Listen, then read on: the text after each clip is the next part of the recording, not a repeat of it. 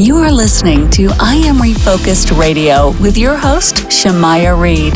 This show is designed to inspire you to live your purpose and regain your focus. And now, here's your host, Shamaya Reed. Welcome back to I Am Refocused Radio. We are here once again. Today, we have another returning guest. I feel like we kind of know each other for a while. We have Kelsey Pritchard. She's a communications director for Susan B. Anthony Pro-Life America. And today, we're going to be talking about in this segment the renewed debate around the Hyde Amendment. And after recent comments from President Donald Trump suggesting Republicans should be flexible on the policy, we're going to learn from her perspective. So first and foremost, Kelsey, welcome to the show. How are you doing today? I'm great. Thanks for having me. Yes, ma'am. I appreciate your time. Can you kind of share first off for our listeners, our viewers, exactly what is the Hyde Amendment and why is this important? Yeah, so the Hyde Amendment is something that the Congress can attach to a law so that Americans aren't footing the bill for elective abortions. And it's something that's been seen as a consensus position, whether you're pro-life or pro-choice. If it's something that violates more than half of the conscience of Americans, it's not something that taxpayers should be footing the bill for. So it's been something that's long agreed upon. Obamacare was really the first time that there was a big departure from the Hyde Amendment. That law was passed in 2010 and did not include the Hyde Amendment. And now with all of these talks surrounding healthcare and should we extend Obamacare subsidies, there have been new proposals on the table that continue to not include the Hyde Amendment, continue to force Americans to fund abortions through subsidies to insurance plans. And so our position has been, we're not for or against the health reform. We're not even for or against Obamacare. We just are simply asking that Americans not be forced to fund elective abortions at any point in some states. And so that's why we've been so vocal about this and why we're so passionate. Now, you have to be a little flexible on Hyde. You know that. You got to be a little flexible. You got to work something. When you think about the reaction that your organization may have had after hearing President Donald Trump recently saying to Republicans to be a little bit flexible on Hyde, what was your organization's reaction and what do you think are the next important steps? Yeah, we were shocked because it was President Trump himself who was a champion of the Hyde Amendment in his first administration and even in this administration. He even wanted to take action to make Hyde more permanent across the board. And for him to say Republicans need to be flexible on Hyde, that is a no-go for the pro-life movement. And I think the White House soon regretted his comment on that because the backlash has been swift. We've been united as the pro-life movement to say no way. We know that 6 in 10 Americans don't support being forced to fund abortions. So this isn't even just a popular pro-life thing. It's a popular thing across the board to support the Hyde Amendment. And so for him to suggest that we need to be flexible, that is completely unacceptable to us. It's completely unacceptable to the majority of people in this country. If there are any critics out there who may suggest that voters don't care about this particular issue, what evidence will you point them towards to say that, no, pump the brakes, this is actually something that we care about? Yeah, well, I would go back to that poll that it's people don't want to be forced to fund abortion. Like that is a popular thing. That's something that we run messaging on all the time because we know how it polls. And also we know that Republicans are going to pay the political price if they can't even do the bare minimum and protect the Hyde Amendment and further that in Obamacare or any healthcare proposal.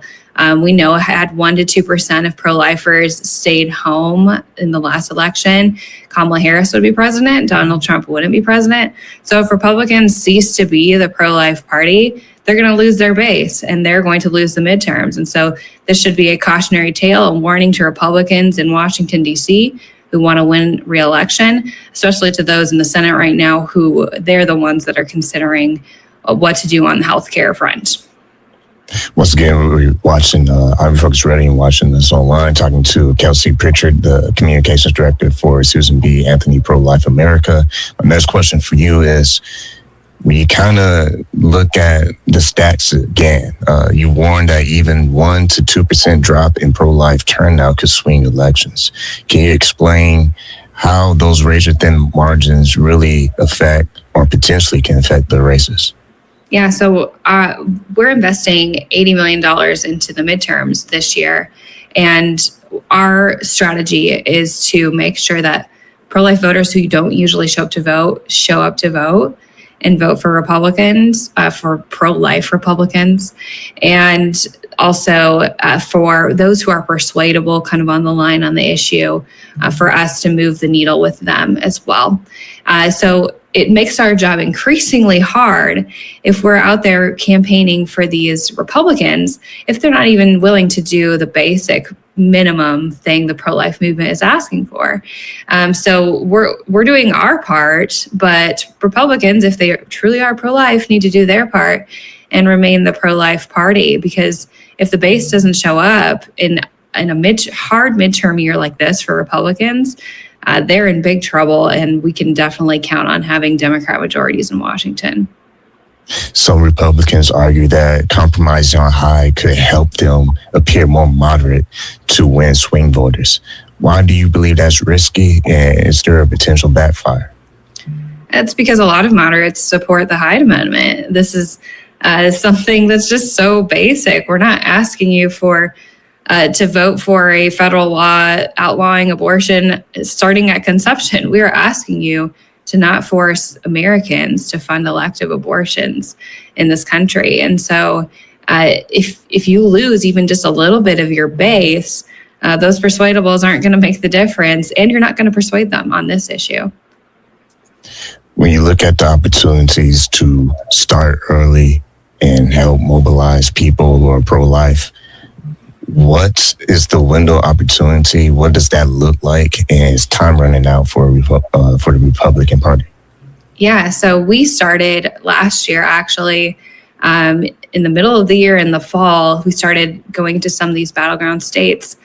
We've been on the ground in Georgia and North Carolina and Michigan. Since then, we recently deployed in Iowa, and we were looking at a number of targets for House districts that we were going to send our field team to multiple states for that as well. And so we really look at these races where it's close, where a candidate is pro-life. But when something like this happens, we have to go back and reevaluate who we're supporting. And if we need to pull support, if people are going to be weak on the issue and vote with Democrats to abandon the Hyde Amendment. You're reaching millions of voters, and you're doing that through digital ads and mail and canvassing. What are some of the recent feedback that you're hearing from pro-life voters, and what are they telling you right now? I think we're hearing across the board that the movement is together on this, and people who are strong pro-life voters are together on this backlash toward the administration and the backlash toward any Republicans who want to compromise on the Hyde Amendment.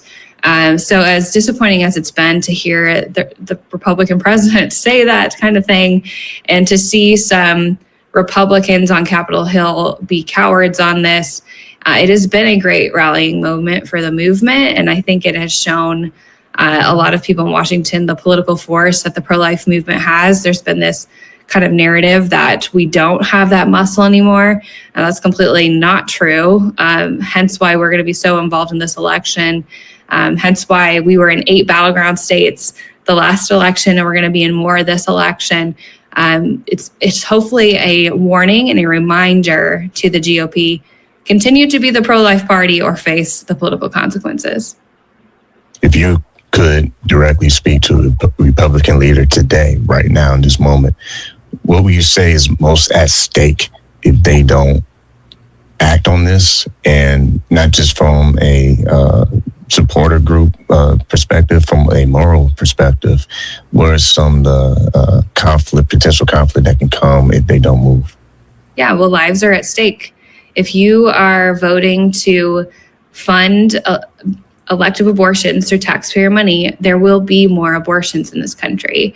The death rate will increase. The misery amongst women who have abortions will increase in this country.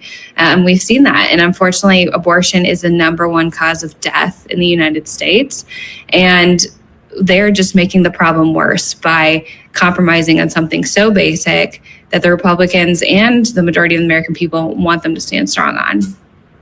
Once again, listen on Refocused Radio and watching us online. Talking to our guest today, Kelsey Pritchard. She's Communications Director for Susan B. Anthony Pro-Life America. Last but not least, if people are watching this or listening to this on radio, where can they learn more about you and your organization? Yeah, go to sbaprolife.org. You can check out the latest on the Hyde Amendment. You can see our scorecard on elected officials on Capitol Hill, and just read the news on where things are at on the abortion issue in the states and nationally. Once again, we'll say to you, Kelsey, thank you for your time. Yeah, thank you. God bless.